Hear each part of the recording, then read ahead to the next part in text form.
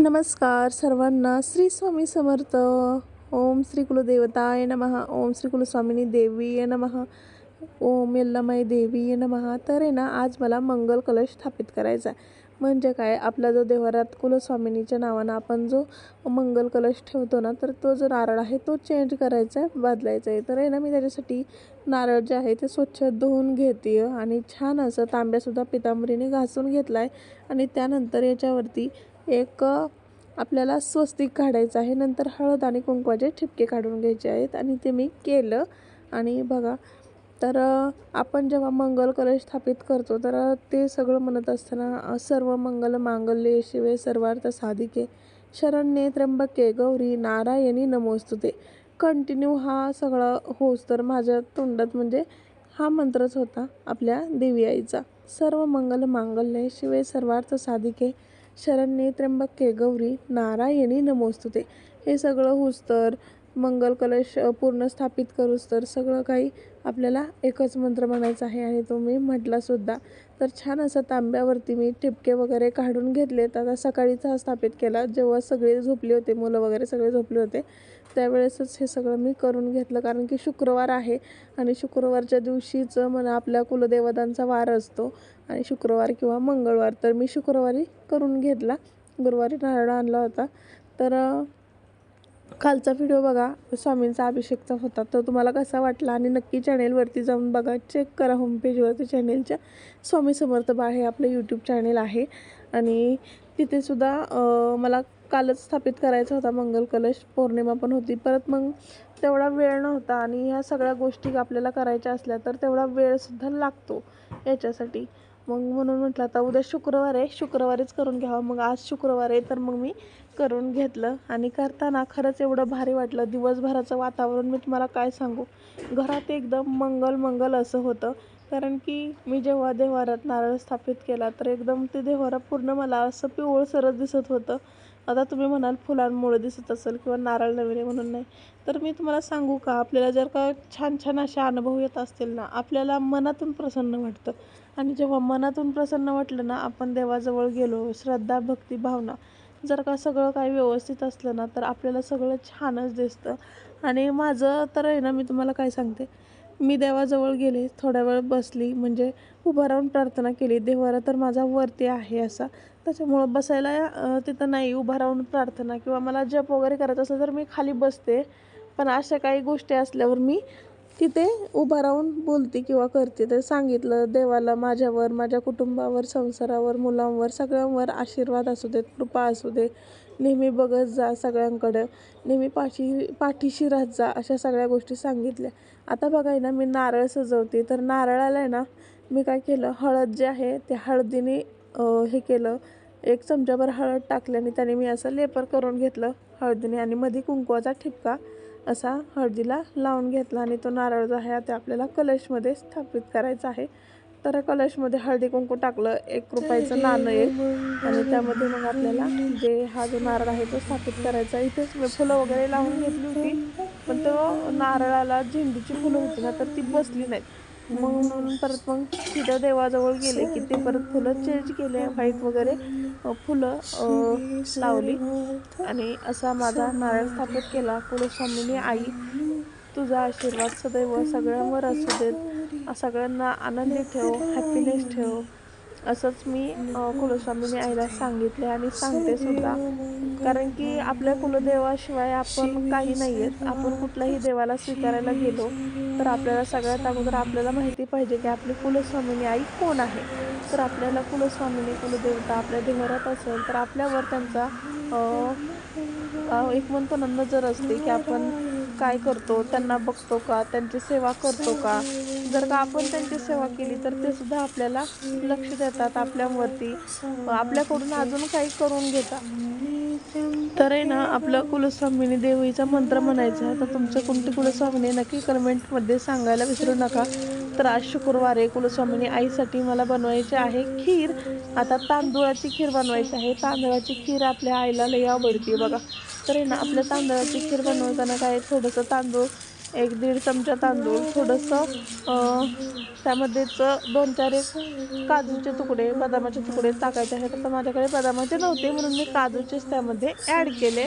थोडंसं खोबरं, वेलची एवढं ही पेस्ट करून घेतली आणि दूध खळखळ उकळून दिलं अर्धा लिटर आणि त्यामध्ये मग ही पेस्ट टाकून परत नंतर वरून साखर टाकून आपली खीर मस्त झाली. त्याचीसुद्धा रेसिपी मी ह्या व्हिडिओला कंटिन्यूअस केली आहे. तर आपल्या देवी आईला भेटूयात. बघा कसं वाटतंय तुम्ही सांगा. आणि संध्याकाळच्या वेळेस मला आईने इतका छान आशीर्वाद दिला ना, फुलामध्ये एक वेगळं तेजस्वी रूप तयार झालं दिव्यामध्ये. तुम्ही बघा आता हे एकदम भारी वाटतंय. सर्व मंगल मांगल्ये शिवे सर्वार्थ साधिके शरण्ये त्र्यंबके गौरी नारायणी नमोस्तुते. सर्व मंगल मांगल्ये शिवे सर्वार्थ साधिके शरण्ये त्र्यंबके गौरी नारायणी नमोस्तुते. ओम श्री कुलस्वामिनी देवी नमः. श्री स्वामी समर्थाय नमः. स्वामी किती छान बसलेत बघा, एकदम मस्त वाटतंय. आणि हे आपले स्वामी महाराज, आपले देवघर, आणि आपल्याला देवी आईला छान असा नैवेद्य बनवूयात. चला, आजच आपलं नारळ चेंज केलं ना, तर मग आता देवी आईसाठी म्हटलं तर मस्त अशी खीर बनवूयात. आणि 2000चं इतकं वॅटवरती मी दूध तापून घेते आणि नंतर एकदम 200 वॅटवर ठेवणार आहे, कारण की नंतर मग शिजायला पाहिजे ना ह्याच्यासाठी. इथे मी मिक्सरमधून वाटून घेतलं आहे खोबरं, वेलची, काजू आणि तांदूळ. तर या सगळ्या गोष्टी मी ते मिक्सरमधून फिरवून घेतल्या. त्याचं मस्त आता दुधाला छान उकळी आली की आपण हे जे मिक्सरला वाटून घेतलेलं आहे तर हे छान असं टाकून घेऊ. आणि सगळ्यात शेवटी आपल्याला टाकायची आहे साखर. तर आहे ना, दुधाला छान अशी खळखळून उकळी आलेली. आता बघा, तर आता ही खळखळून उकळी आली आणि यानंतर आहे ना, हे जे मिक्स केलेलं मिश्रण आहे ते मिक्सरमधून वाटून घेतले तर ते टाकायचे. इतकी छान खीर लागते ना. माझ्या मम्मी अशी बनवायची, माझ्या मम्मीच्या हातची टेस्ट मला ह्या खीरेने, कारण की त्यात खोबरं टाकते ना, त्याच्यामुळे खरंच खूप छान लागते. मी नेहमी ही अशी बनवत असते. तर बरेच दिवस झालं बनवली नाही, म्हटलं आज बनवावं. शुक्रवार आहे, आज नारळ चेंज केला आहे कुलस्वामिनीचा. तर मग 1300 वॅटवर मी ह्याला हे करून घेते आणि त्यानंतर परत एकदम 200वरच ठेवते फक्त, कारण की पटकन उतू जातं आणि उतू गेले की परत साफ करायला लागतं. आता गॅसची बचत होण्यासाठी इलेक्ट्रिकल शेगडी तर वापरावी लागतेच आहे, म्हणून मग होईल तेवढा आपण थोडासा बचत करण्याचा प्रयत्न करूया.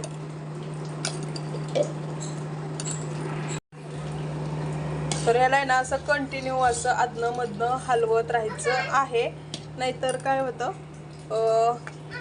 ह्यात तांदूळ वगैरे असल्यामुळं हे चिटकतं खाली. आपण तांदळाचं तर मिश्रणच करून घेतलंय. काय चाललंय बघू, काय चाललंय वेदिका, काय करती? नको लावा आता. ए भावा, बघू तोंडात काय घातलंय बघू. चॉकलेट कुणी दिला? मोठी दीदी चॉकलेट द्यायला लागली आता. गुडगरलं झाली ना तू. आणि हे ओतूही जाऊ द्यायचं नाही, एकदम कमी स्पीडवर आता आपल्याला ठेवायचे. आपल्याला लागेल तेव्हा स्पीड वाढवायची, लागेल तेव्हा कमी करायची. खिरीला मस्त अशी छान उकळी आलेली आहे आणि आता आपल्याला हलवून घ्यायचे. आवडत असेल तर यात थोडीशी हळद टाकायची, नसेल आवडत तर नाही टाकायची, असंच खाल्लं तरी चालतं. केशरच्या काड्या माझ्या आत्ता संपल्या, त्याच्यामुळे मी केशर नाही आहे. तर अशी आपली खीर इथे तयार आहे. काही वेळ लागत नाही, 10 मिनिटं त्या मिश्रणाला शिजून दिलं. तांदूळ भिजवून घेतलेलेच होते ते मिक्सरला बारीक केले, काजूही मिक्सरला बारीक केलं, त्यासोबत एकत्र सगळं जिन्नस बारीक केले, वेलची असेल या सगळ्या गोष्टी, आणि त्यानंतर खोबरंसुद्धा मिक्सरला बारीकच करून घेतलं, सगळं ग्राइंड केलं आणि त्यानंतर यामध्ये टाकलं. आता हे मस्त शिजत आले. आता यानंतर यामध्ये ॲड होईल ती म्हणजे आपली गोड गोड करणारी साखर. तर आता ही साखर आपल्या अंदाजे आपल्याला पाहिजे तेवढी इथे ॲड करून घेऊयात. आमच्या घरात जास्त गोड खाल्लं जातं, सगळ्यांना गोड आवडतं, विशेषतः मलाच सगळ्यात जास्त गोड आवडतं, त्याच्यामुळं मी गोड खाते. मुलांचं तर काय विशेष हार्ड आहे. गोड साखर खातील, गोड बडीशेप खातील, गोड चॉकलेटसुद्धा खातील, पण गोड खीर नाही खाणार बरं का. मीच एकटी खीर खाते आणि मुलांच्या पप्पांसाठी ते थोडीफार खातात, खाणारे फक्त मी एकटीच. मस्त खीर आपली बॉईल होतीय.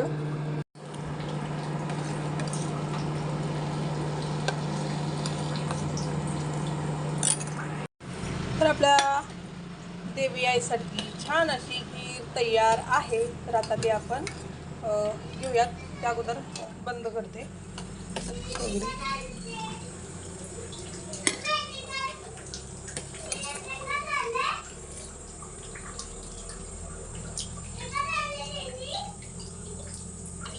यामध्ये तुम्हाला केशर वगैरे टाकायचं असेल तुम्ही टाकू शकता, जर का या पद्धतीने तुम्ही खीर बनवत असाल तर. मी बनवली अशी. तर आता देवी आईला ठेवते.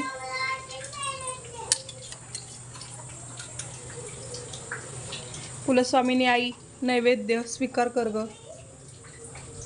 यल्लामाई माता नैवेद्य स्वीकार कर ग.